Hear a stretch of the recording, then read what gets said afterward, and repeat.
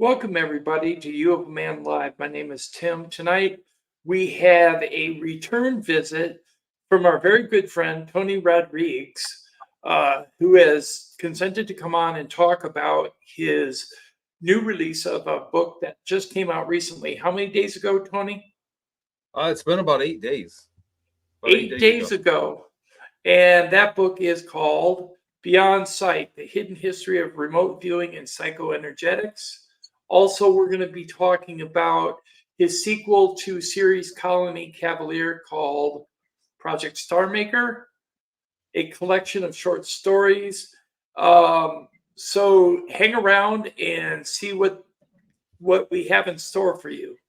All right, Tony, can you tell some of the people who haven't seen you before, who might be watching online or watching on Twitter, could you tell them a little bit about yourself? Wow. In the nutshell story.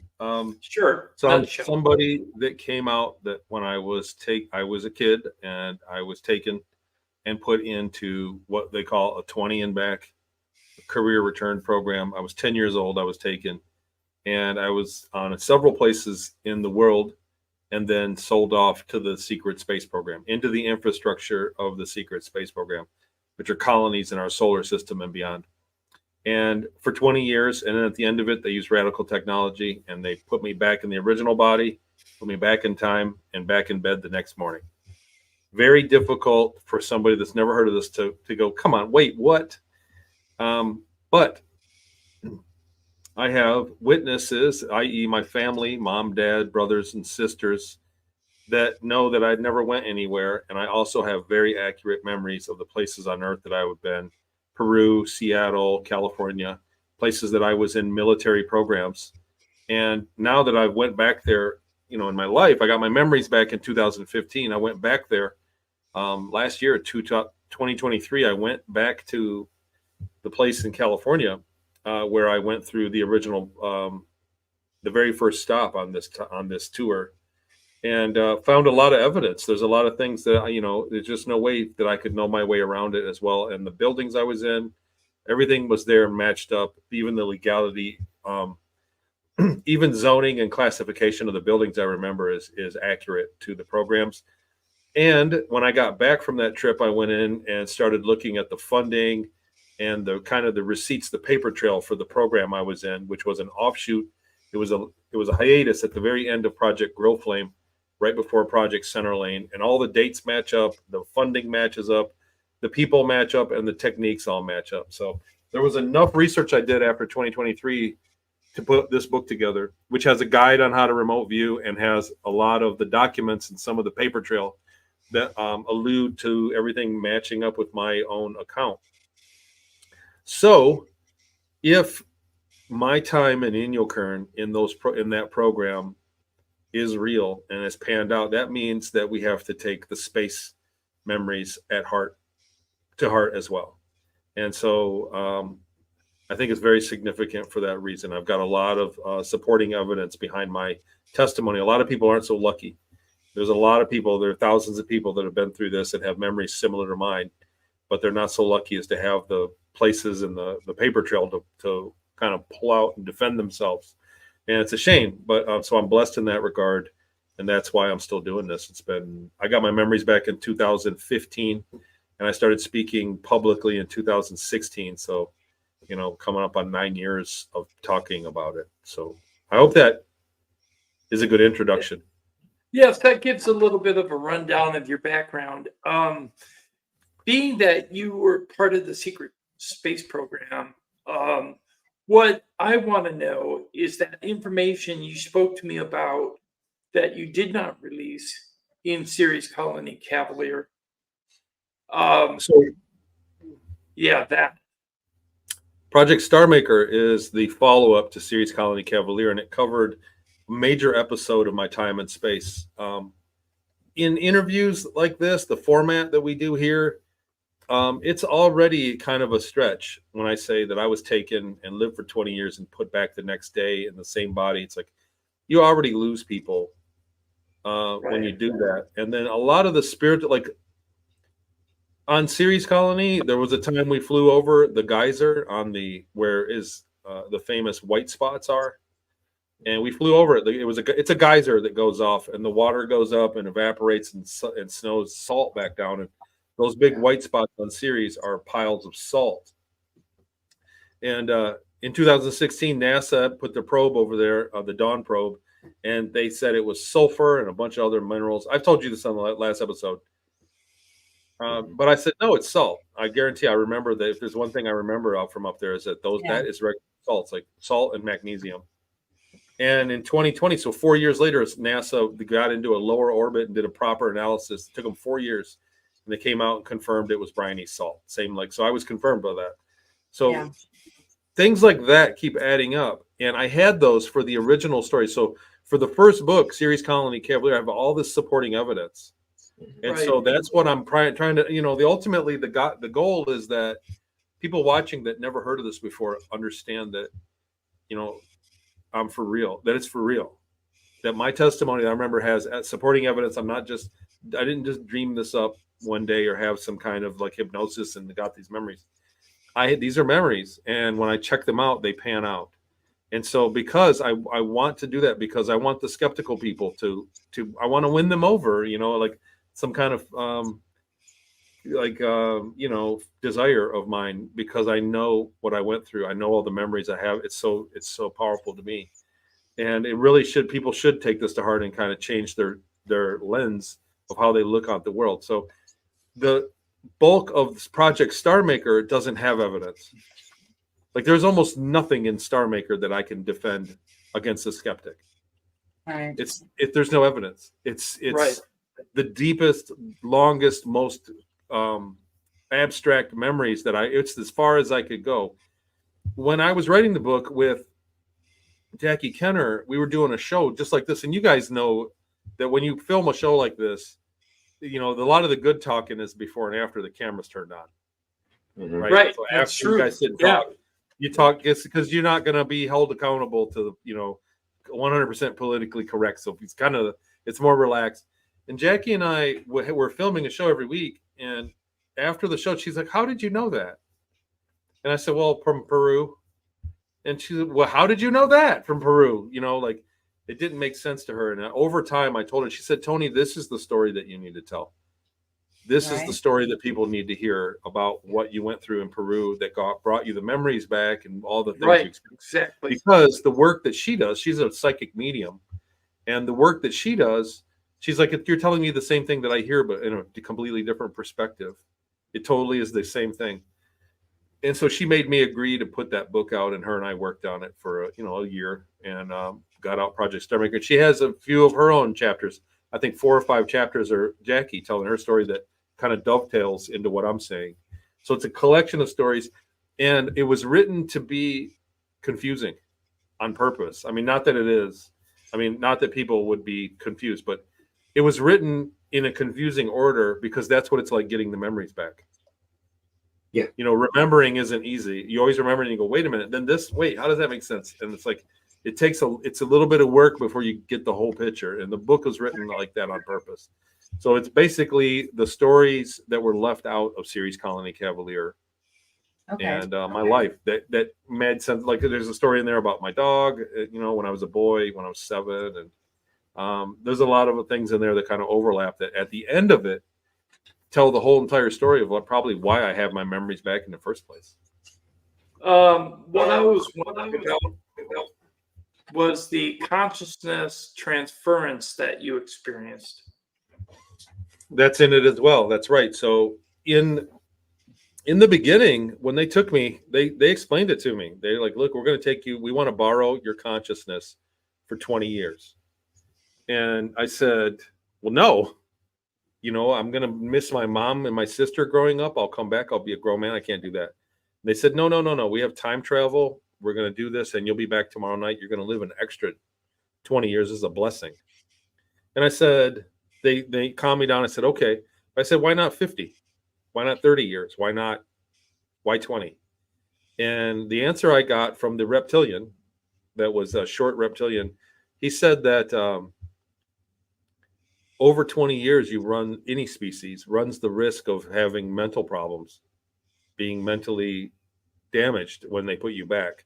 So, it's instability, mental instability when you're gone for more than 20 at a time. So that's why it's capped at 20 years. Right. Some people can go longer than others, but the safety margin is 20 years. So, And that how being many said, I times- went in. What's How that? many times can they go back, be taken again and do those 20 years? Well, I've heard many people that can do it twice. There's other technologies. There's more than one way to do it. So the version that I was doing was I didn't know. I only had the genetics to do it once. There's a genetic limit to it. So some people with the right genetic code can go twice, perhaps more. I don't know exactly. You know what I mean? Like, Right. I'm not the authority on it. Right. But on Ceres Colony, there were ETs there, and they sent us for another 10 years. And I said, "You can't do this. You can't." I was like, "What are you?" They lined us up, and they were forcing us to. They sold us off for technology to an ET species in another galaxy to do another 10 and back inside the 20 and back. And I never told that story because the first one's hard enough to believe, so I just kind of left it out.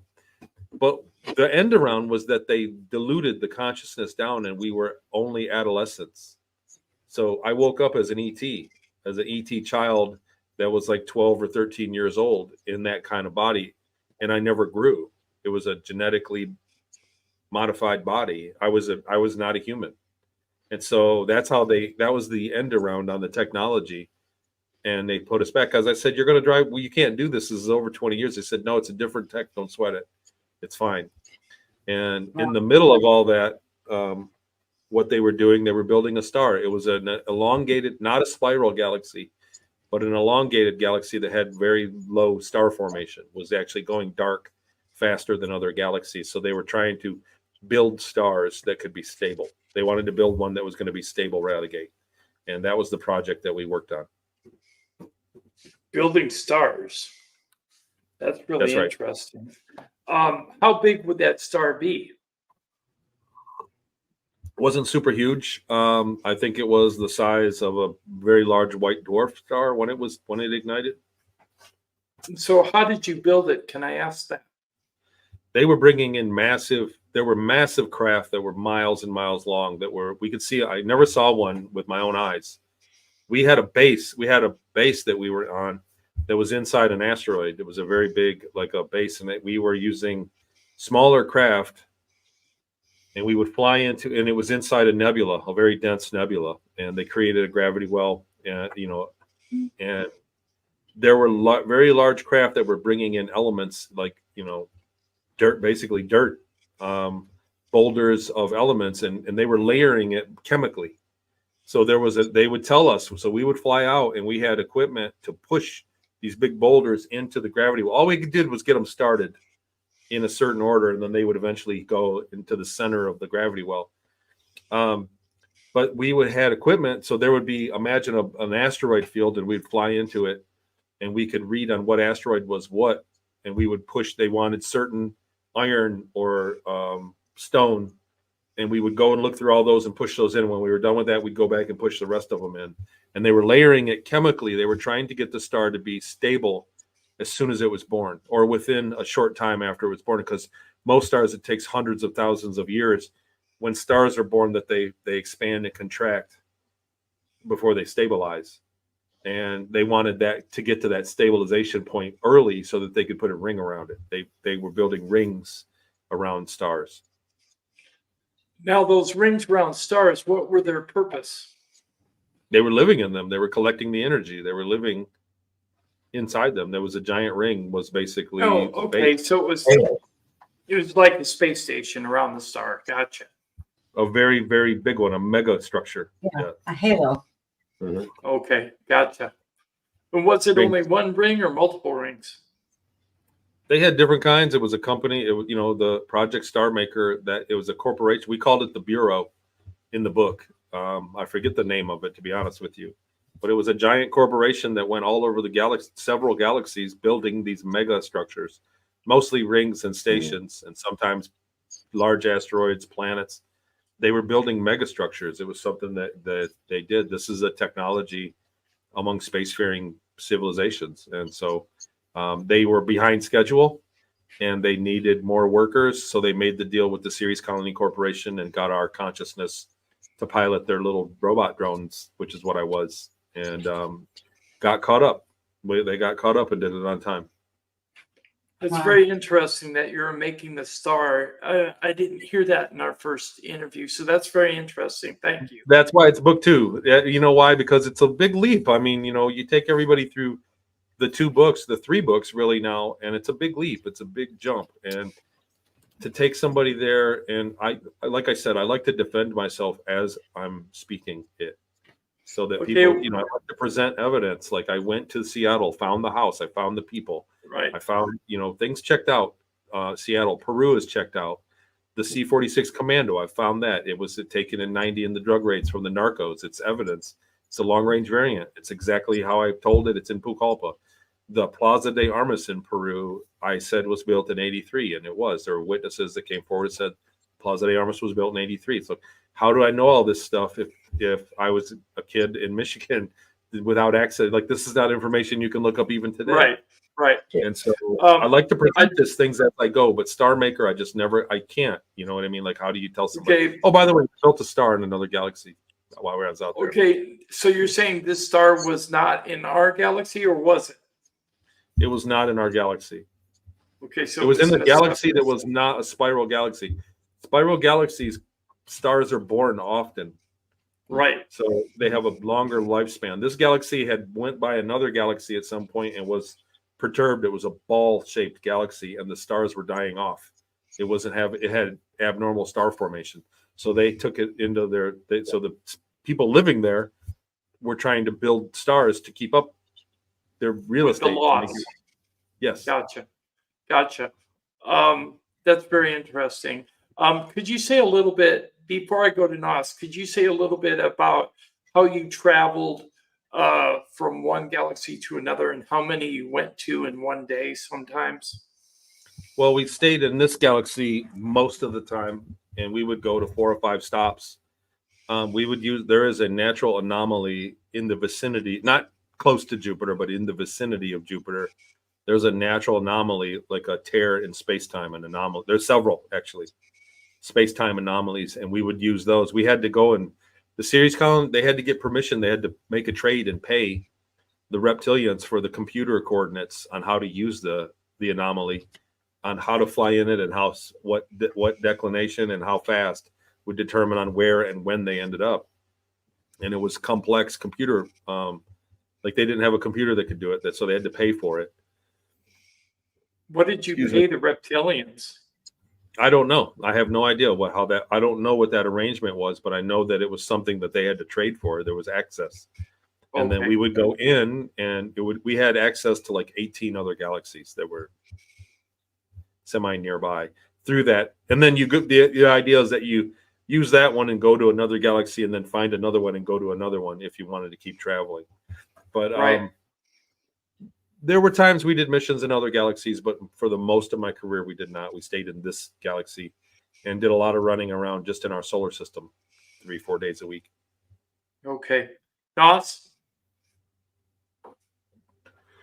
Yeah. One of the things I was thinking about from your experiences that come out of the memories of the 20 and Back program is just wondering, for you, after you got back and had to take command of your memories, right? That they tried to block, and you managed to say, screw you, I'm remembering it anyways. Your plan didn't work, right?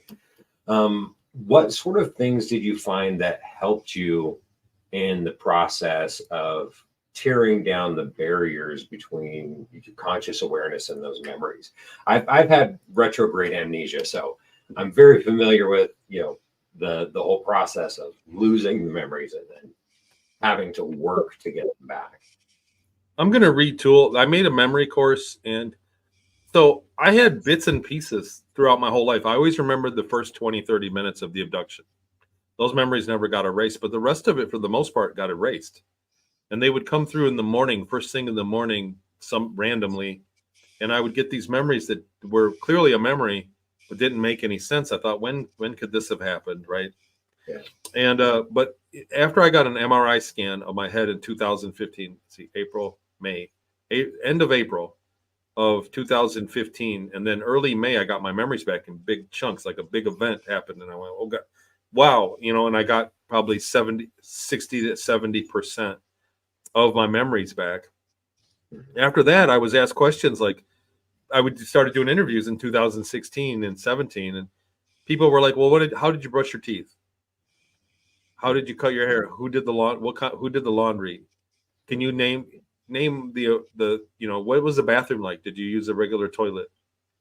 And at first I didn't have the memories, and I thought, because I only remembered the real emotional spikes. Your memories are tied to emotion, so a lot of people remember the trauma, when they were traumatized, or when these big spiky moments. You don't remember the sweeping the floor.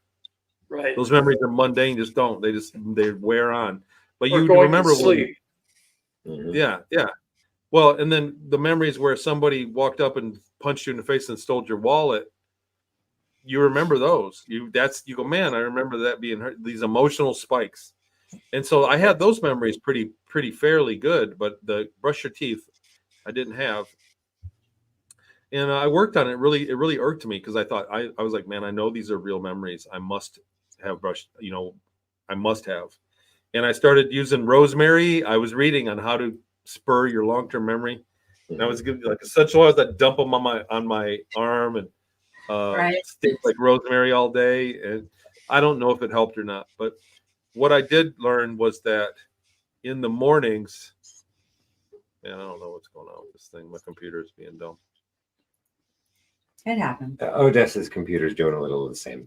My computer is all over the place. It's doing things on its own. No fun. Oh, Yay. Could be intervention of some kind, There's a lot of things going on with it. It's like things are popping up for no reason. What I learned was that there are blocks. They put you back with blocks, and you'll get sleepy or hungry or distracted by some kind of primal urge, right? So they put these blocks, and when you start listening to somebody else's story that jogs your memory, you'll just get sleepy. I gotta lay down. And I was doing that, and I was like, how did I would remember, I would play it back in the morning, because I remembered the buzzer going off.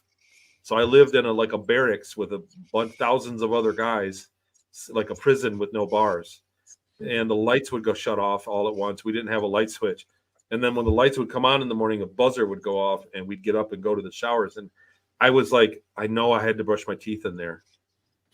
So, and I was like playing it back in my head, and I would get sleepy, and I would the blocks would come in, and I thought to myself,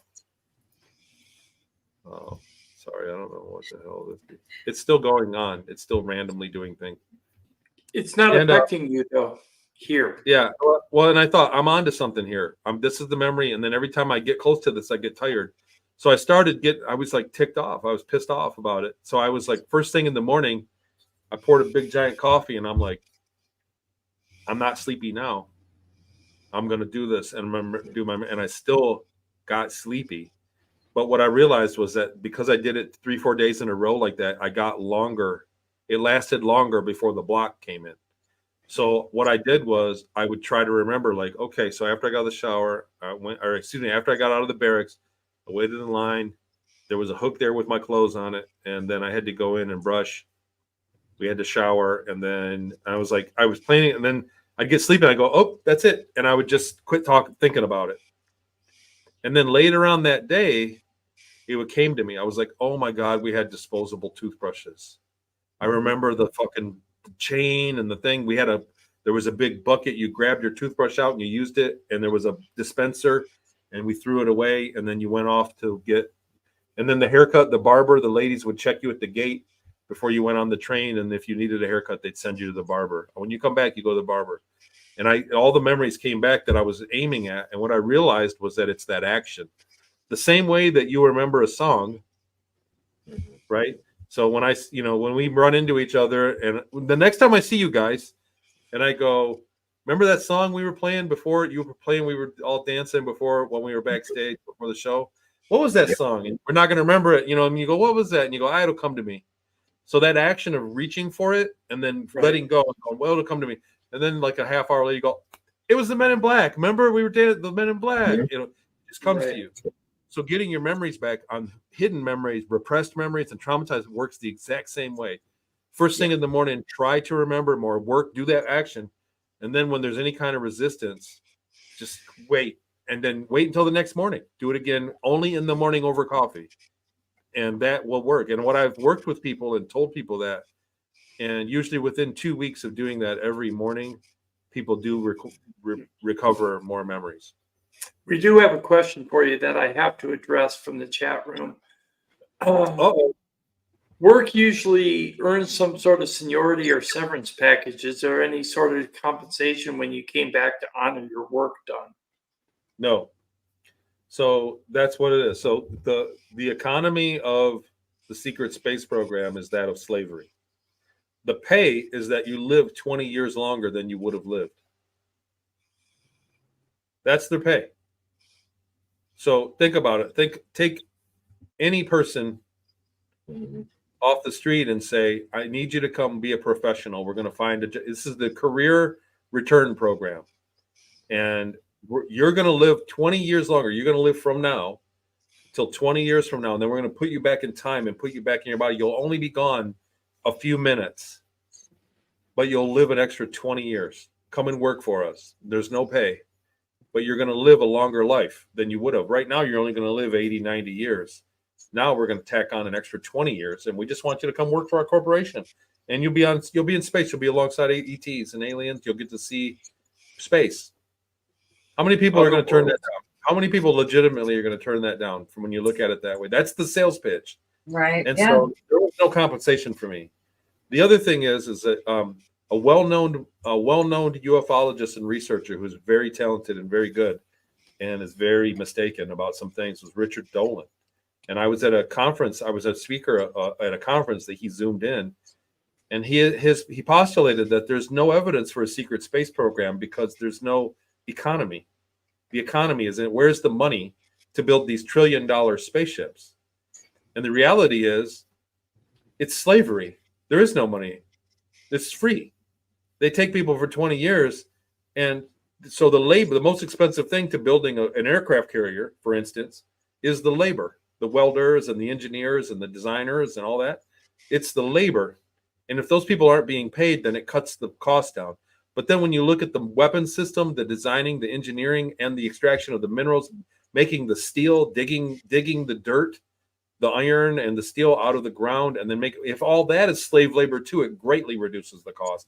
And now you're talking about a third of the cost for that $1 trillion spaceship. And so the economy of space is based on paying you with extra lifetime, not with resources. Yeah, but it's extra lifetime you spend as a slave, basically. It's lifetime Yeah, exactly exactly. in the military within the military without rights. So there's a great deal of sexual abuse. There's a great deal of abuse. The other thing is you end up on missions that are extremely aggressive because they can fix you. You can be blown. You can have your body blown off, and they can grab your head and grow you a new body. So people experience great traumas in that regard because they can schedule you they don't have to worry about safety as much. And then if you do die, I think your essence just goes back to the original body and you wake up early. So you see what I'm saying? Like people that go into the programs are greatly traumatized. And so much so that when somebody comes out and says that they were not sexually abused or were not abused in some way violently, I have a tinge of skepticism because so many people that I've spoken with, like men and women, are greatly abused sexually up there and their motto is, you're not going to remember it anyway. You're not going to remember it when we put you back. So it's not a crime.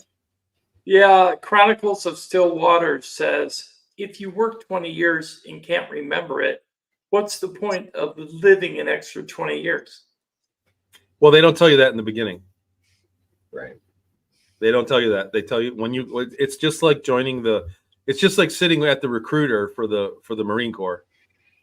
And you get promised the world, and then you get in the boot camp, and they go, "Shut up and get over there." Well, what about no? Shut up and get over there and get ready to run. You know what I mean? Like you lose all once you sign on the dotted line, That's it. You're in. Says, thankfully, Tony is recalling due to his intestinal fortitude. From Steve Wolf. Okay, Odessa, your turn. Yeah, I was just trying to remember, like you said you're there and you're in an ET body. So you said not human, but yet you had teeth and hair that grew and went to a barber. What did you look like? No. So in Star Maker was different. So this was only for this was Yeah, I so got when them. I'm talking about the barber Yeah. and brushing my teeth is on Series Colony Corporation. And I was Okay. sold from Series Colony Corporation to the Star Maker, the Star Maker Bureau. And that was when I was in an ET body. And then I woke up back on Series when it was over. Wow. And it was like 10 years had passed. As For a me. human, though. Thank you. Right? Yeah, that So, helps. yeah, well, here's the thing. See how easy it is to be confusing? It's very hard to explain, without some kind of No, I animation get to show it. Difficult. Well, I mean, I know you get it, but that's why I've always was a shy to tell the story, off the cuff. Yeah. Because you can just lose people easily and they go, forget this guy, he's crazy. They do it anyway, Yeah. So basically, it's a lot of consciousness transference into different bodies, right? Say that again. It's a lot of consciousness transference from one body to the next. So my theory, so I don't know this for sure. I would say this. My theory is that they clone you. That they clone you, and the clone, when it wakes up, is a vegetable or somebody mentally not there, and they have a technology to take your consciousness out of you and put it in the clone and run it, and then the clone all of a sudden has talent, and then when it's done, they put it back in time because time travel is fairly easy for them, and they just kill the clone. And then your essence goes back to the original body. You don't have the memories the clone had, and they put you back on your way, and nothing happened. And then you go on and you have a regular life and have kids, and the cycle repeats. That's my theory. We do have one more question from Chronicles of Still Waters. Is remembering a blessing or a curse, Tony?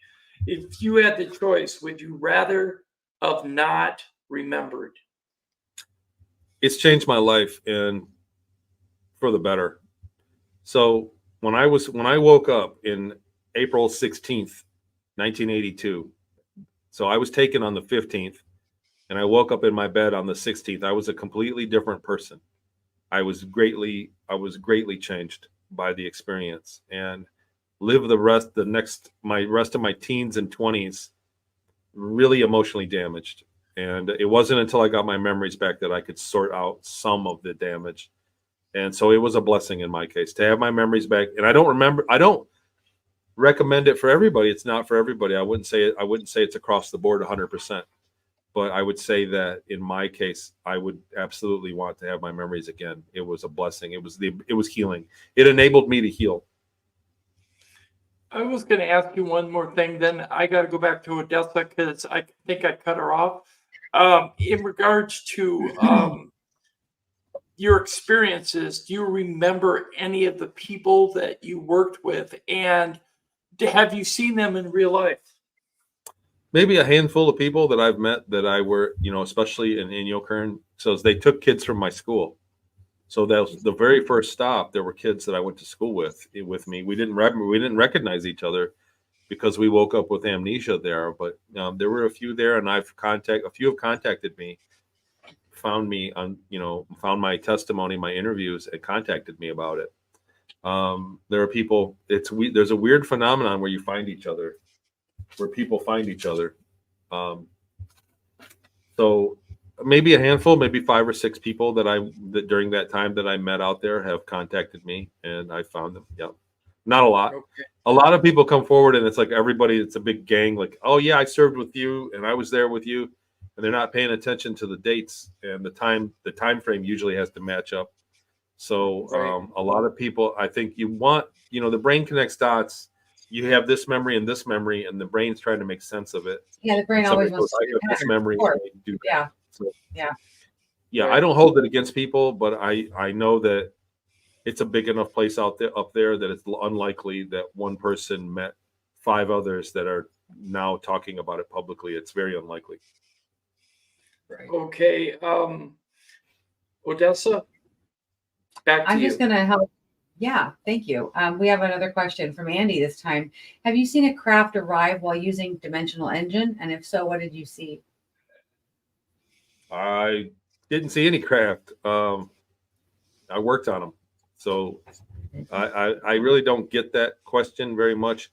So there was phasing. So the craft did phase out. There was a version of phasing where they would be next to invisible, and but that was a different technology. I don't think it was a dimensional engine, and Right. it was Weren't different you- technology altogether. Standard Weren't- transphasic. Weren't you But I on a didn't lot of? witness any craft show up. Thank you. Weren't you also on ships that were delivering goods from space to Earth and back? That's right. So a lot of the sightings we're having might be actually secret space Physically programs? real. Absolutely. So physically real. We were delivering to Diego Garcia in the Indian Ocean and in the Catarina Mountains. There was a drop that we did there often, like every week for years. We would come back and we could get to the Earth and back, and it was like a very short trip from Ceres. It was quick, 45 minutes maybe, and we would fly as the ship had 3 different engines on it. One engine that worked with the portal that I talked about earlier, the subspace, the intergalactic one that was a complete engine that worked with those anomalies. There was another engine that portaled itself, so the ship could Right. jump a certain distance and then jump again, making its own. They called it bridging, making its own Einstein-Rosen bridge. And then another engine that flew was your standard anti-grav that went A to B, and it was very fast. 4 or 5, 3 AU an hour or something like that. It was fast. And so on the cargo ship that I was on, and but yeah, we dropped. We were not in some other dimension. We were not, at least not for long, and we were not out, in another, like in the movie Valerian with the big market, how it's in another dimension. A lot of people say that that's Yes. what's going on with the secret space program, and that may be the case. But I think a lot of it is hidden with holographic technology, so you can't see from the planets. The satellite over the planet can't see the secret space program base because there's a hologram over it. And Kind of like the moon. yeah, the back of the moon, there's holographic emitters that hide it from a distance. And so, but we were not, I met people that were working a 9 to 5 in Diego Garcia. They had to sign the paper. They had to come and sign off the receipts on the cargo that we loaded. And so this was we got up and flew away just in a regular ship that could be sighted. I do have a question from TETs. He says, Tony, did you have a girlfriend on board, or did they bribe you at all? I don't know about bribing me, but I had a girlfriend. I had a couple up there. I was there for, I was an adult. I was in my late 20s when I was finally promoted to cargo engineer and could actually spend an evening with a girl. You know what I'm saying? Like I had to earn the freedom to do that, and I did at some point. And I did have a girlfriend. In fact, that may be why I have my memories back. At the end of it, I was madly in love with a girl, and I never got to say goodbye to her. It's covered in the book. This whole story's in the book. But yeah, I was, there's a relationship curve where it's really, you meet each other and it's like super hot and heavy, and then you kind of settle down, and then depending, every relationship, it might be a week, it might be 50 years, there's a curve. And her and I were still on that very high, very passionate trajectory upward, and we were split up. So I think the desire to not forget her really motivated me to get my memories back. I think that was one of the motivators. Okay, Nos. Have you tried to find her to find out whether she was originally from this incarnation of our timeline? Yeah, yes, I did. I did find her, and I contacted her, and I spoke to her and I broke it to her slowly and told her the entire thing, and she entertained me. She was happily married and had sons. Beautiful girl, beautiful life she's got, amazing life. And I told her, and then I was months before I told her that she was a sex slave. Basically worked in a brothel with aliens, and it damaged her. At first, she thought, whatever, not me. She's a very proud woman, and upper middle class. Like I said, white picket fence, beautiful family, husband, and like we found each other online, and I told her everything, and it was a huge disservice because when she started to remember, at first she didn't believe me. She was entertaining me. There was something there, like me. It's weird. I feel like I know you. I feel like we're best friends already. And I'm like, well, Right. you believe me. That's not the half of it. You and I were lovers, and but so I thought I was doing. I was selfish in trying to force her to remember. And for the early months that we were communicating, she humored me, but then she started to actually remember, and it really devastated her when she realized she was like, as soon as she really realized that it was true, it was like the smile stopped and we Right. quit talking. I had to let her be. So that's how that story ended. We do have a question that Odessa has rewritten. With alien abductions, it tends to happen to many generations within one family. Are you concerned your children might also be used in the 20 and back program? I absolutely believe my daughter was taken. I remember when it happened and she changed. She had the same personality change. Withdrew from school, and I had to sit her down and have talk to her about it and say, you probably were taken into the program. She has memories. She was drawing ATs and she was 12. And all of a sudden, one day, started drawing all these space scenes and spaceships. And she's moving on with her life. But absolutely, once they find out you have the genetic marker that you can participate in the technology, then of course that's why they don't kill you. That's why they put you back. To go and have kids. This is not. They've been probably doing this the whole time. For all of our existence, they've probably been using us for labor. That might be the whole reason we're here.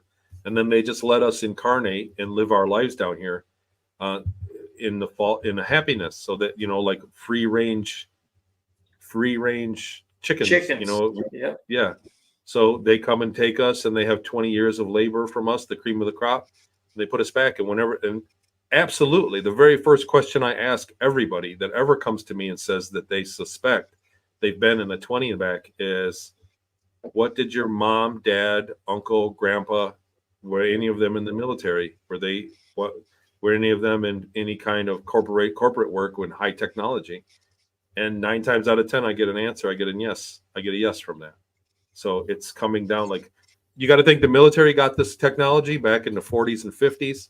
They started testing people to see who could go. Obviously, they tested enlisted people because they had the medical right to just take their DNA without their, you sign that away when you join the military. And Right. then they had a portfolio of people because not everybody has the genetics. And so they had a portfolio, and then those people have kids, and they go and take their kids or make sure that they enlist or whatever. So it's just a natural, logical progression. These people that's the real project that humanity's working on right now, is the space colonies. A comment was made, they should have a conference for 20 and back employees, or at least a breakout room at one of the many conferences to try and connect people with their memories. It's great. There are many conferences you get to hang out with other people that experienced it, and it is good. Conferences are amazing. I'm very happy. I'm very blessed to go to the ones that I do and to speak at the ones I do speak at. It's an absolute honor. And it's wonderful to meet other people that have been through similar experiences, and there are many. Yes. Odessa. I'm just reading through the chat, catching up on everything. As far as the conferences, I'm just really glad. I also wanted to throw out there for people that have been traumatized. There is an organization called TESA, TESA. Google it. Just wanted to throw that out there in case anybody needs a resource. Yeah, Tessa's run by Ryan Stacy out of Canada. So go ahead and check in with him. Yes. Go ahead, Tony. I'm sorry. I'm hosting a conference in October in Sedona, Arizona, Talks with Tony conference in conjunction with a group called The Humankind. And it's about meditation, and it's about the substance of my third book, remote viewing. I'm having some people from Farsight speak. Yemi Janae and Aziz Brown from Farsight are going to be there, so some heavy hitters. I'll be talking, and Jackie Kenner, my editor, who is very gifted psychic medium, she'll be there, and we're going to cover meditation and psychoenergetics and remote viewing. And it's just a one-day conference. You can find it on my website, the link to it on my website, TonyRodrigues.com. And Okay, Tony, can you let us know a little bit about your book? The new one that just came out 8 days ago, and it's available on Amazon too, guys. Yep, it's available now. You can also find it through my website, TonyRodrigues.com. It's the evidence that I've looked up. And so I went to Inyokern, and I went in the building that I was in, that I woke up in. It was surreal to go there and actually smell the place that I once was. It was exactly how I remembered it. Tyler Koala from Journey to Truth went with me and filmed a documentary about it. We made a video about it and what it was like. He was filming it right there when I walked up on the place the first time. And when I got back from that, I was in absolute shock because I looked at the place on Google Earth and I didn't suspect to find the buildings that I was in, and it was like I went right back to the place I was when I was taken, and when I woke up with no memories when I was 10 years old, and went into a psychoenergetics remote viewing research program that had access to secret space program technology, which was us kids that they told us we were clones. And so I was blown away by that. And when I went back home from that trip, I was in shock for days afterwards. I started looking for proof, and I found quite a bit. And I found a lot of puzzle pieces. I didn't get the whole puzzle, but I found a lot of pieces after that. I was motivated, and I put them around Inyokern that time in 82, from April of 82 to December of 82, because in January of 83, they started Centerlink. And so in the book, I present all that evidence. And in the middle of it, I write it. I said, man, I'm going to make a book out of this. And then I thought, I'll do the history of psychoenergetics and remote viewing. The history of it goes way back to antiquity. There's been remote viewing the whole time. There has been psychic phenomenon, psychic ability, the entire recorded history of mankind. And so yeah, everybody can do this. I have a remote viewing group. I teach it on my Patreon. And everybody can do this. It's a superpower. It's an amazing superpower. And with a little bit of practice, you can remote view and get data from things far, far away. I was just blown away by it. So I put a guide in the end of it. In the back of the book, there's a guide, a step-by-step on how to remote view. You gotta hold it up higher. Oh, yeah. The remote viewing group, it gives you the, worksheets and Cool. I don't know. I'm flipping through it easily, but I'm proud of it. I put a lot of work into it, and it came out really good. I'm proud of the book. It came out 8 days ago, guys. Go to Amazon or TonyRodrigues.com and pick up a copy. It tells you step by step how to do remote viewing on your own.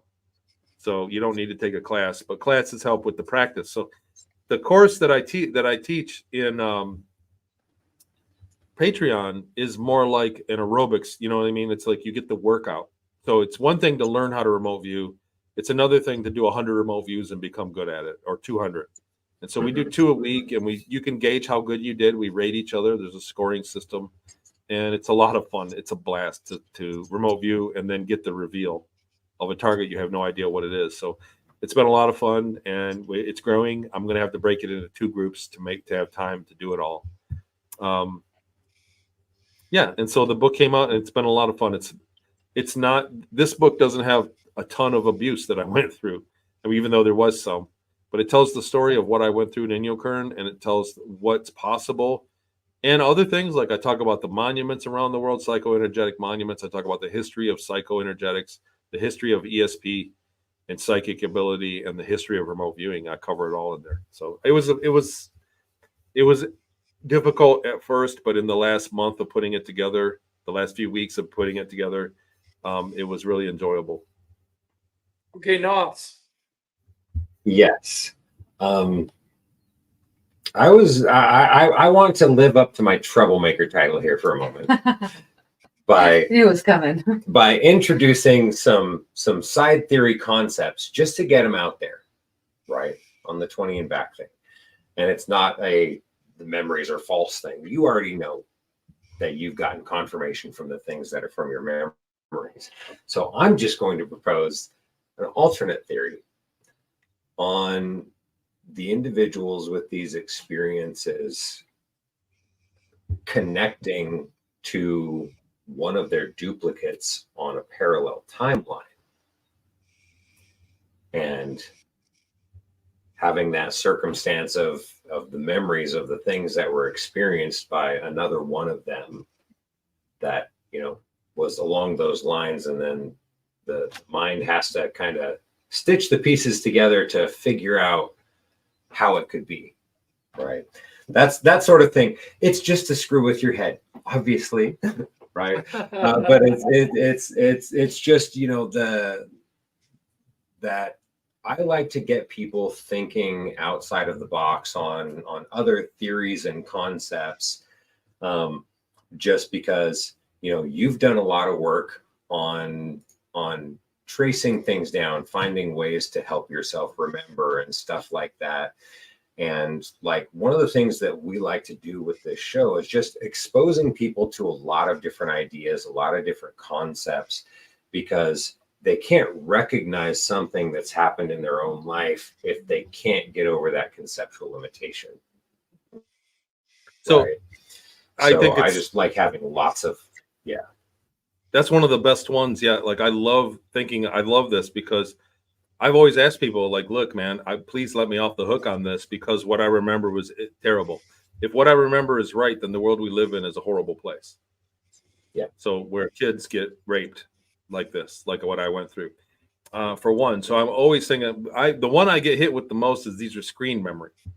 And I go, okay, that's great. But what are these memories? Why would they go through the trouble of abducting me one night and giving me 20, 30 years worth of memories so that I could do what? Reach a small audience and not really make a difference at all. It really, like, Right. I'm just opening your mind. It's food for thought for most people. Mm-hmm. So I'm not, this isn't some big, they would do a politician before they would do Tony in Willis, Michigan. So for one, for the screen memories, this don't logically make sense. What you're saying about the timeline, when we had paradoxes, the ship did travel time. So the ship left at 8 in the morning and it got back at 7:55 in the morning, 5 minutes away. And if the ship didn't come back to the same coordinate, they would scrub the mission and not lose the ship. So if the ship was lost, if it didn't come back 5 minutes before, they would say, you guys don't go. They had time travel. They called it anti-telephoning. It did happen. And when it did happen, the ship would instantly disappear. The timeline, it didn't splinter into multiple timelines. It was one timeline that instantly corrected to the singular timeline of it. So for one, for two, all of the media was the same. When I lived in Seattle, we had time. We were kids living around. I had VHS tapes. I had regular television to watch. The weather was the same. The media was the same. The world was the same. And I found newspaper clippings from the parties that were in Seattle. So I went back and found, so it wasn't, you know, maybe a super similar timeline, right? Could be if we were gonna straddle this theory and say you both maybe a super similar, but the evidence of Seattle is very concrete as far as the things I remember for that. Yeah. And then the other thing from the experience is when I came back, when I woke up the next morning, I had the sensation of being gone for 20 years. So it wasn't like I was taken and they did a procedure and then I put back and then that timeline happened. The experience for me was that when I woke up, I went, I'm back in my room and I was a kid again after being a 30-year-old man the night before. Right. And I woke up back in my room and I was different. And I went to school. I was attracted to my teacher. I was 10 years old in the 80s. We didn't have the internet to look at pornography. Right. We didn't know. You know what I'm saying? Like the sexiest thing I saw was that Farrah Fawcett poster back in the, if you guys remember that. That was all I knew about sexuality. And all of a sudden I went to school the very next day and I was sexually attracted to adult women because I had been an adult before that. So, and then I got lost in school. I forgot where the bathroom was. There were many changes. I had huge personality changes and withdrew from school. So while you could be right, no, you could be absolutely right. I'm not saying that you're not, but I'm saying from my perspective, when I really, because I do it all the time. I wouldn't come on a show like this and embarrass my family if I didn't have a sense of certainty, right? So I always check it, and I'm wide open to any other suggestion that lets me off the hook that there are satanic pedophiles running shipping companies and the CIA and running drugs into America from Peru. I'm open to that. Anything that would explain it. I'm not, super defensive, but I'm saying when I play it all back in my head, that the other timeline theory, it doesn't make any sense. And the other thing is, I think that if that happened once, it would happen again. Like many people would experience the timelines shift. And there are people that have It's been happening all over the place. Sorry, that timeline shift is real. Have you heard of the Mandela effect? Yeah, it's already been, a lot of it's been debunked already, that the corporations are doing it on purpose. That there has been, like the Fruit of the Loom one, that got debunked. So that they're doing it on purpose. The corporations are denying any changes to their logos on purpose, and people are finding old ones that they thought were discontinued with the old logo on. So there's a lot of that. The Mandela I don't want to effect, like the whole show on that, but yeah, I don't want to spend the whole show on it. But I mean, there are things I personally remember that never actually happened in this timeline, which is weird to say, but it's just true. like I said, with what I remember from on the ship when we changed timelines, when there was a paradox, Yeah. the Mandela effect was not a byproduct. So I've always said from day one, whatever the Mandela effect is, it's not a paradox. It's something else. It's another phenomenon that's causing it. That I believe. And I think that there is a disinformation campaign specifically for this community. Like there really is. There is a disinfo because we have the real truth about what they're really doing, and so they have to bury it under a bunch of falsehoods. To the one flower standing out in the field, they're just putting weeds around it, and so a lot of these things are like that. The Mandela effect is big, but I've seen a lot of information where people have found, they said, well, this changed. It was Berenstain or Berenstain Bears. And then they go back and people have found things that were, the media back then was all gone, deleted. And people that have their own media said, look, it was just how we remember it, that they're actually faking it, that it's kind of, they're all on the same page in faking this effect. And it might be to cover up the real Mandela effect or the real paradoxes that are happening from some of the technology like CERN or something like that. So I'm not a real big authority on that, but when you think about jumping timelines, a lot of people, especially whistleblowers that I've worked with, that were exposed to the Montauk equipment, the Montauk chair. So those are people that are top timelines and lifetimes, and the Project Pegasus. But the other thing is, it's really hard to get evidence together with them too. It's like it all sounds like gibberish. Like when somebody says I was in the Montauk chair, I'm not skeptical, but I'm like, there's nothing I can do with this because it's so incongruent. It's so hard to prove anything. You can't put a story together about it. Well, Dr. Bashago from Project Pegasus, he actually has proof. He has a picture of himself standing as a young boy in front of Abraham Lincoln when he was giving the Gettysburg Address. Yeah, I've spoken with Dr. Bashago once on one occasion, and we had a nice phone call for a few hours. And there's a lot of information. I believe he's absolutely authentic, and he's been through what he claims he's been through. We have a question for you. It seems your father was taken as well. Did you ever have a conversation with him about it? What's your relationship like? My father and I don't speak now. So my dad was very bitter the next morning when he woke up. It changed him as well. And my father and I aren't on speaking terms anymore. So sorry to hear that. Yeah, it's a shame, but it is what it is. Like there's only so much abuse you can take before you have to remove the abuse. And so we both have kind of elected to leave each other be. But my father is somebody, he grew up in a different world than we did. And he copes with things emotionally different than what you might think. And so, I don't have any hard feelings towards him, but he doesn't have the toolkit to really behave in a fair manner with me. So I have to remove myself from it. But yeah, I believe he was taken as well the same night. He was taken and did a 20-year of hard labor that same night. Do you believe that more people have been taken than people realize? Oh yeah, I think it's millions. I think they can take a couple million people a year easily, and so over the course of the last 20 years, it's millions and millions of people. there have been whistleblowers that said everybody gets taken. I don't believe that. I think that it's a small genetic pool that can go, and that's why it's easy to hide. You know, if you have a population, like I said, let's just turn it into a population of chickens, and you can only take 1 out of 100 chickens to make another chicken and have it grow. You know what I'm saying? Do whatever you're going to do. Right. So the rest of the chickens would go, "Ah, you're crazy. That would never happen." They didn't take you and put you back. You know what I'm saying? Like, they didn't do that. Because there's so few of them. And so that's the reality, is that not everybody can go for whatever reason. And I don't know, you know, and it's not racial either. So it's not one race among us can go and like all these people can go and all these can't. It's not the case. There's a randomness through all the races of a genetic marker that allows the technology to work. If it's the time travel or the jumping technology or timeline tech, Snoss might have suggested, then, you know, I don't know if that's the marker for that. Right. Odessa? I was actually just reading the chat room. Scratch had a comment that I really thought was interesting, totally unrelated, but it kind of got me thinking.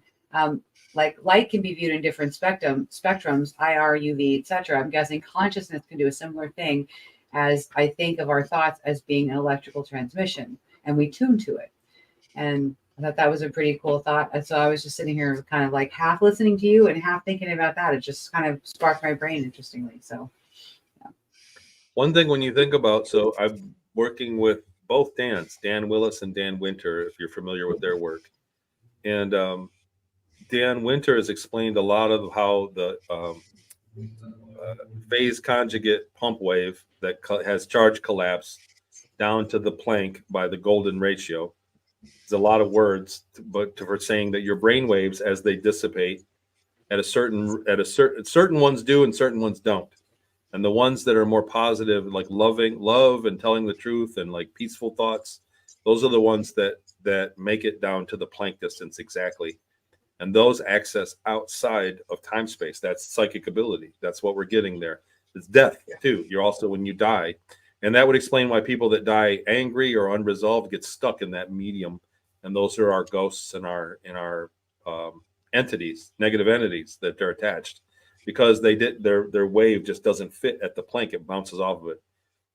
When you put a word, that's the source. That's also the science of remote viewing, according to him and others.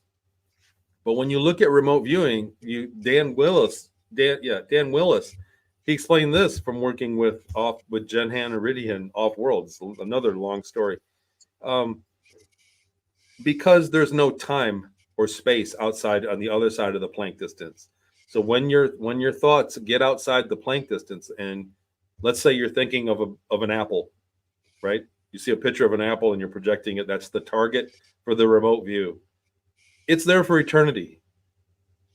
All of eternity. Your thought of lovingness, whatever's going on, walking down the beach on that one day on your vacation in a blissful May, those thoughts are there forever, for all of eternity, because time doesn't exist on the other side. So that's mind-blowing to think about too. Right? Yeah. All of time exists simultaneously. Yes. And so it's eternity. So the dinosaurs can hear you the same as the people in the future, millions of years in the future. A friend of ours by the name of Polly Rotterman, who is also a working member of UFO Man Nation, who resides in Jerusalem, just showed up. So I'm just highlighting her comments. Maybe you know who she is, Tony, because you're part of UFO Man Nation, and we want to thank you for being part of that group. We do. Thanks. Well, I'm not super active, but I like to support where I can. Well, we appreciate it, and I think I sent you a mod request, so check that out. In regards to your book, Remote Viewing, where can people find it? So it's on Amazon. You can put in Tony Rodrigues and then Beyond Sight, and I think it comes up. There's a direct link to it off my website, TonyRodrigues.com, and the other two books there. Yep. Yeah, it's in there. And it's a neat book. There's mind-blowing stuff in there. Like I said, I'm really proud of it. And some of the research I did about the psychoenergetic monuments is mind-blowing. And that's just stuff that stemmed off. So I have a learning company that I'm trying to use techniques that they used on me when I was on Mars to teach me. And I have a learning company trying to reverse engineer that. There's a lot of work to do, but in some of the tech, I was looking at the water, the Marcel Vogel techniques of charging water, and he was healing people with it and clearing water because it holds memory. In the same way, I forget his name, Mizio, the rice experiment. Michio Kaku. Yeah, I knew you guys would be familiar with that. Oh, yeah. So it's the same exact thing. Like he did love, he said love, but it's water. It's the water that holds the memory of the intention. Yeah. So the water in the rice is what was doing it. Marcel Vogel came along with the Vogel crystal and amplified it and did a lot of great experiments. And I'm trying to reproduce those. And what I found was that there are entire monuments that may be changing the water for entire millions of people. Rivers like the Nile River, the Mississippi River, the Tiber River, like they have these monuments that are exactly like a Vogel crystal, which had the ability to change the intention, the piezoelectric and the resonance of water that would change. So people would drink it and get that feeling. And so I put a whole chapter in my book about that and showed all the places like this is a reality. People know about this technology all through history since Egypt, and they've been using it on us. They can make an entire populace angry. They can make an entire populace happy or ready to go to war or whatever they want, ambitious. And it's just by drinking the water. There's no chemical trace.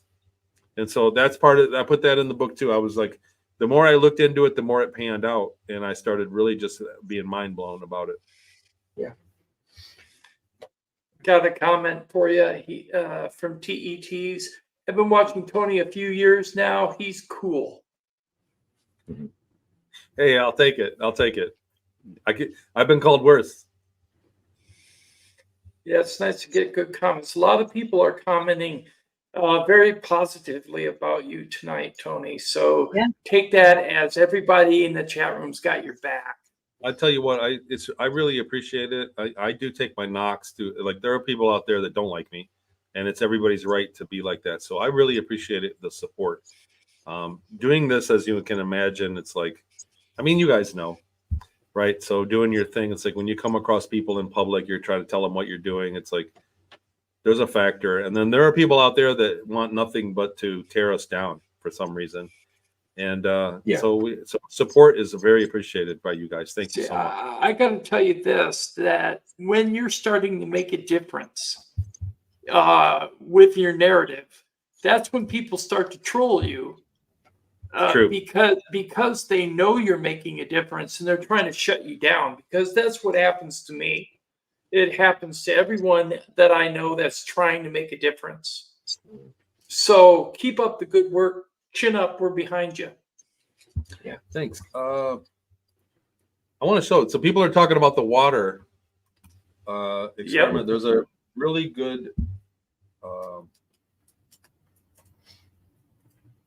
good article about it in one of my bookmarks. If you want to put the link in the chat.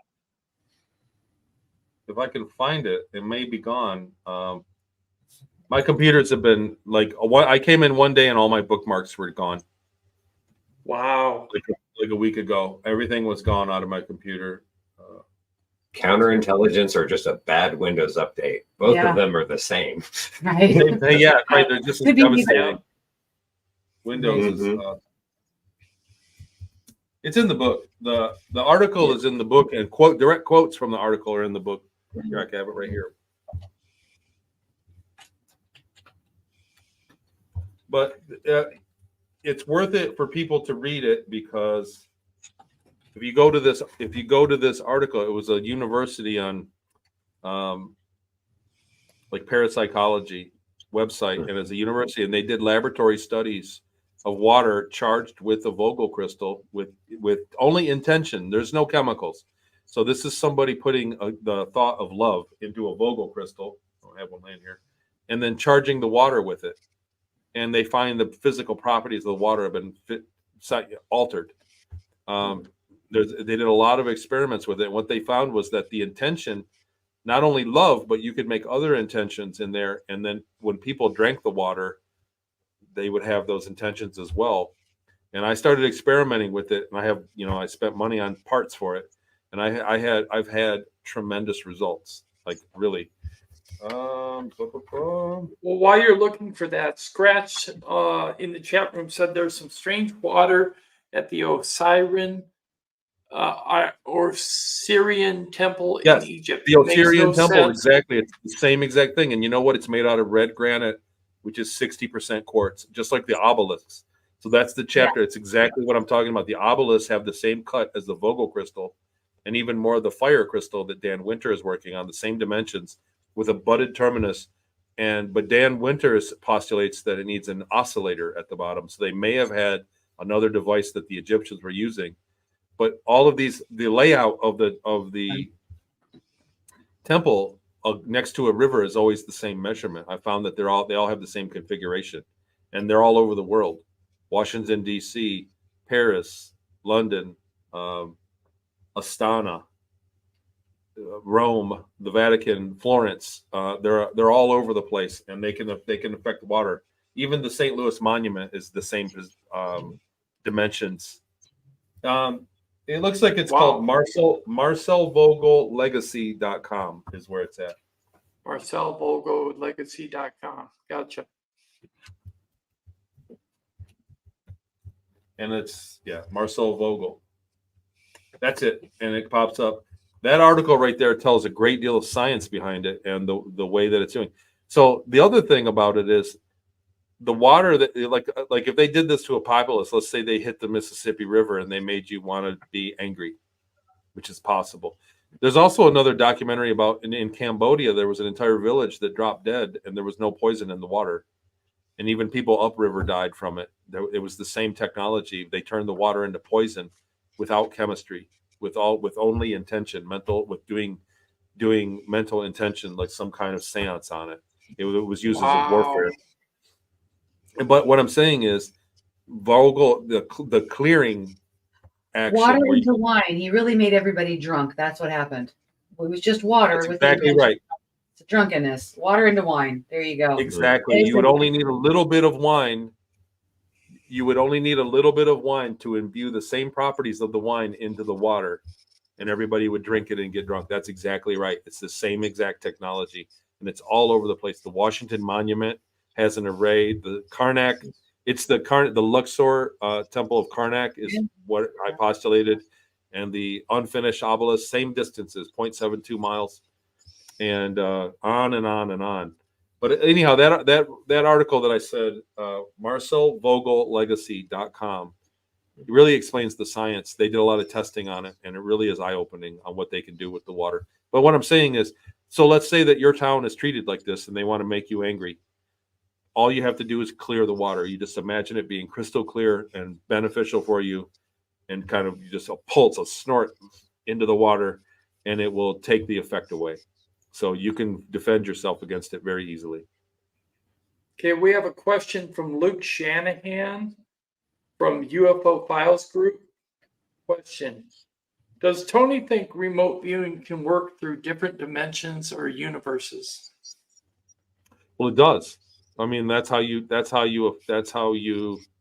access the data. Is everybody has a name for it. So Farsight, they call it the subspace mind. Dan Winter calls it the array. Other people the CIA called it the absolute infinity. On and on and on. People, it's outside of time space. It's outside of the Planck distance. You have to go down to the Planck distance exactly to energetically escape, and that's what happens when your brain waves go to a certain resonance. A certain brain wave will just like sound does in a field. Imagine that you're standing in a big giant field that goes on for a very long distance, and you scream, "Hey!" And the sound wave does this.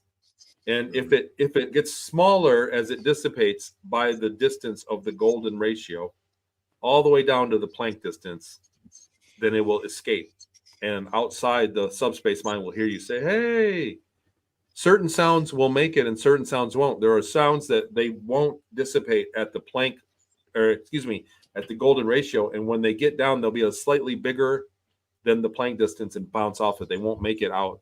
And love and hate seem to be like that. The brainwave signature of love and hate mathematically work out like that. So there's only two colors in the spectrum, purple and orange, that work out to where the rest of the colors don't go. So purple makes it outside, and so does orange, outside of time space. The rest of them don't work out that way. They bounce off the membrane, the Planck distance, and the Planck distance is a certainty. So I don't know how we got back to the original question, but basically that's extra dimensional. When you're accessing that information, you're meditating. The first step of remote viewing is meditation, clearing your mind to a blankness and then accessing the data. And that's really what's happening. Your brain waves just become something that can go down at the golden ratio and hit the Planck distance and access information outside of it. So that is extra dimensional. So if you want to learn more about how to do remote viewing, pick up his new book, Beyond Sight. Tony, can you show it? Yeah. Cover? Pick Couple up his hundred book. pages. Yeah, My he has instructions in the back on how you can learn remote viewing, and I guess he has a course on it as well.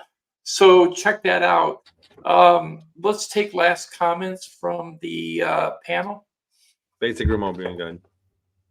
Okay. Nos? So I have a thought to explore. This one's not just to be a troublemaker, but with the temples that you've been following that have these attributes in common, have you been looking into what's been happening to the water tables of those rivers themselves? Not a ton, because I think that a lot of them are not active anymore. So Right. like the Karnak one, like there was a real mystery around, there still is, and you can't find a lot of data about it, but there was a real mystery around the tonnage of food that around the Nile Delta. They said that for the water and for the area, it was hyper productive. They didn't know how it was producing the yield that it was, and it hasn't since.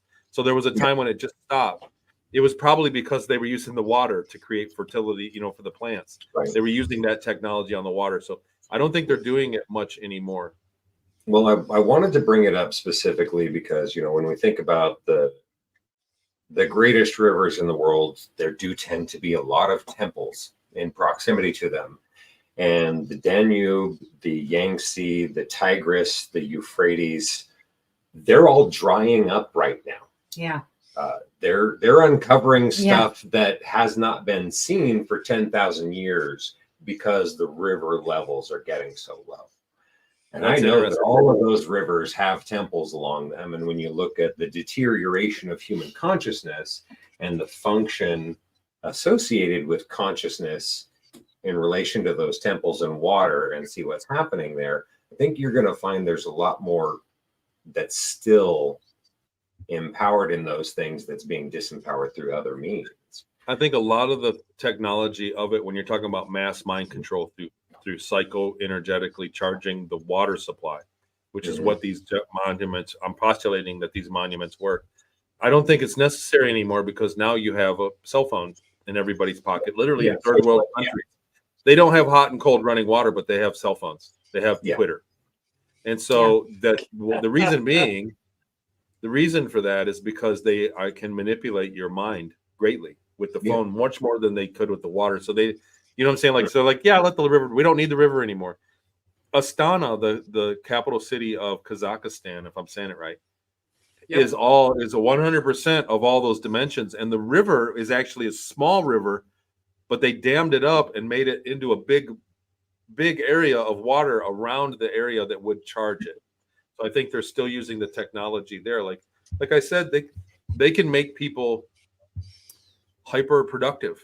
They can make people ambitious. They can do whatever they want. They can charge literally any intention. In that article on marcelvogellegacy.com, which I quoted in the book, they said that they could take a chemical property of something. So if they took a sedative and imbued the chemical property mentally into the water, people that drank the water would become sleepy.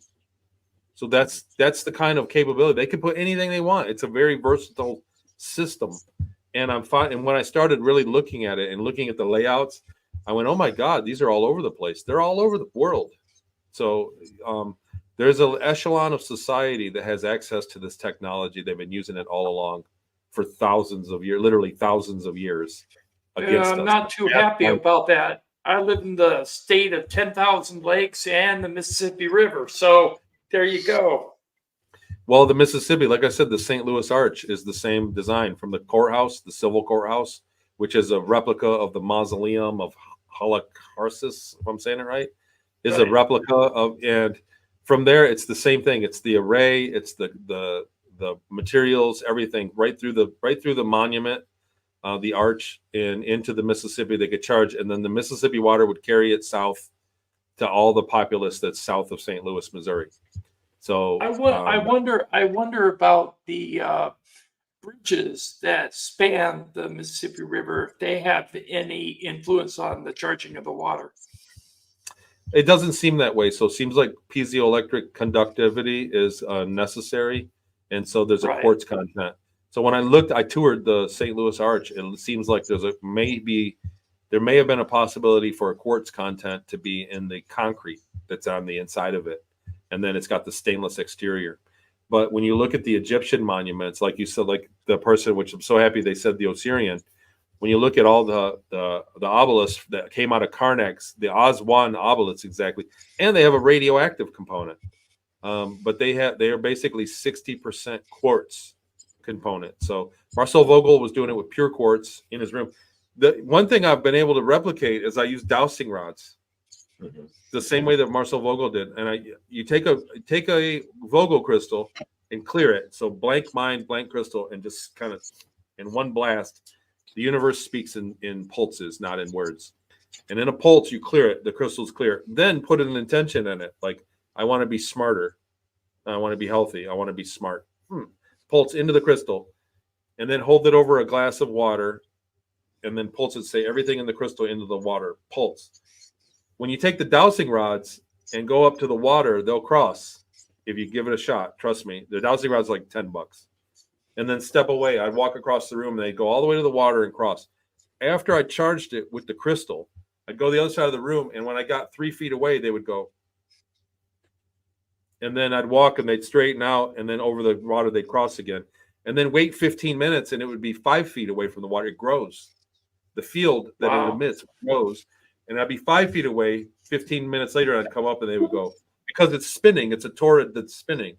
And the dowsing rods would do that. You walk through it, and they straighten out, and then go to the water and cross again. So amazing. So that's science there. On this article, they did silica. They put 0.01% silica in petri dishes of water, uncharged and charged. And when it dried, the uncharged water, the silica was clumpy and a mess, just random. In the charged water, there were little straight lines. The silica was held a form to it. So again, repeatable science that proves that there is an effect of a mental intention being held in the water. Hang out after the show because I have something to give you, to tell you, which I can't do on the air because then the public would have it before you have a chance to use it. Right. Cool. Yeah. Okay, So- Odessa, last comment? Yeah, my last comment is a very oddly phrased extended thank you to Tony. So our goal here really is to provide a safe place for people to tell their stories in order to shine light on truth. We just want truth. So I know that it takes a lot of bravery, it takes a lot of courage, and it takes a lot of fortitude to come in and tell your story and to be open and to be honest. So I just want to say for myself and for our audience, thank you for being here and telling us your story and being willing to be open to question. We appreciate that. Thank you. It's my pleasure. Really.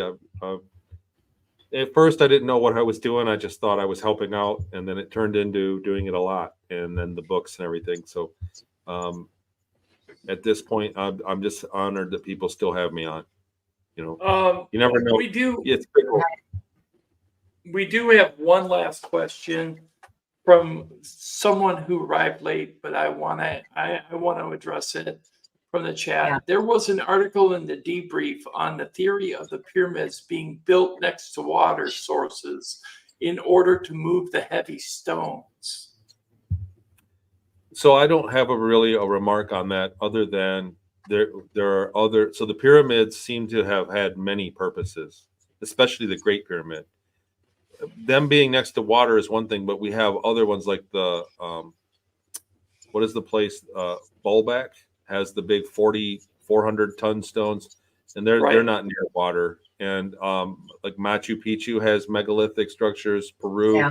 Lake Titicaca was there, but not really. We don't know exactly where the beach was for Titicaca. So there are other megalithic structures globally that have the same tech. When you look, they have the stones molded. Even in Egypt, the base stones have them molded together, and they have the two prongs that seem to be snipped off. So there's a technology there that everybody ignores, and it's a calling card, and it's global. Easter Island has them, South America, all over. But water is not a common denominator. So the water is probably doing something, like there isn't it. Obviously, it was a machine, and I'm postulating that. But I don't think that, I don't know. I don't know how they move the stones. I think there's obviously technology that we haven't figured out yet. Right. We do have one last question from Snoopsin100. It says, question for Tony. When he started to remember, did he feel nausea when remembering? There were a couple times when I fell to my knees where they came in big chunks. And once you begin to remember, like, let's just say a terrible memory. Let's say you were abused as a child and you forgot it. And then the memories come back because you saw a movie or something that triggered you. There's no putting them back in the box once they start. So once you go, oh God, what happened? What? And you kind of, you're reliving it. There's no putting it back at that point. So depending on the quality and the horrific nature of the memory is your response. And there were times I pulled over going down the highway and just cried. And nausea, absolutely. Not all the time, not all of them, but some of them definitely. Getting a lot of positive comments here, Tony. Thanks, Tony, Great. for the recent panel. It's always fascinating listening to Tony. From Luke Shanahan of the UFO Files group, and he has over 25,000 members, so he's a big group to honor you. I think that's great. Everybody's saying the same thing. Thank you for coming on, Tony. So you're more than welcome back anytime, like now, and you are part of the UFO Man family now.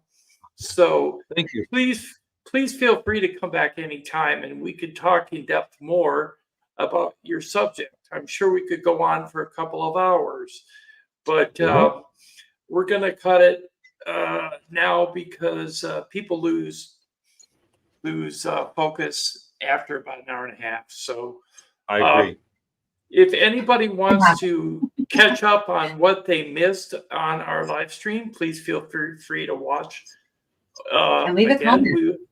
Leave a comment. Yes, we want comments. Yes. TET says, yeah, come back, Tony. Polly Rotterman, you are all amazing. Francisco Escobar, thank you, Tony. So everybody wants you back. So there you go. Awesome. So I've got a lot of travel for the rest of the summer. I'm hoping to move. I'm going to relocate at the end of the summer, and then I'm going to begin on my next book. So I have 2 more, possibly 3 more, couple short books that I want to do based on memory retrieval, like NOS. I want to go in that direction about the memory retrieval. I want to write a short book on that. And then another book on kind of what the speaking about this stuff on the speaker circuit is going to be like an autobiography of what life has been since my memories have came back. I'm going to write that book. And so, every time I'll be begging you guys to come back on and talk about them. Okay, cool. Oh, you don't have to beg. No, you don't have to beg. You're more than welcome. Just contact me and we'll set you up. In regards to that, we also want to pair you up with a couple people. We've been talking about the possibility of pairing you up with Laura Eisenhower and maybe pairing you up with Elena Denon so that we could have a dual chat and see what both of them are good friends. Yeah, so we can see what we can dig out of both of your brains and pick your minds and whatnot. Anyways, I want to thank you very much for your time And please do You're hang welcome. around after the live, okay? Yeah, please don't go Wow. anywhere. Mhm. Thanks to everybody on the panel who participated, Nos and Odessa. Thanks to everybody who watched on Twitter, everybody who watched live on YouTube, and thanks to everybody who participated in the chat. Hope to see you on our next live stream. Right now, I don't have the 19th scheduled yet, but I do have the 26th scheduled. It's going to be Mike Cleland. He's going to be talking about owls and their significance with alien abductions and ET contact. So I hope you can be there. We'll see you next week. Good Take a night. lot of heart. Night, everybody. Peace out.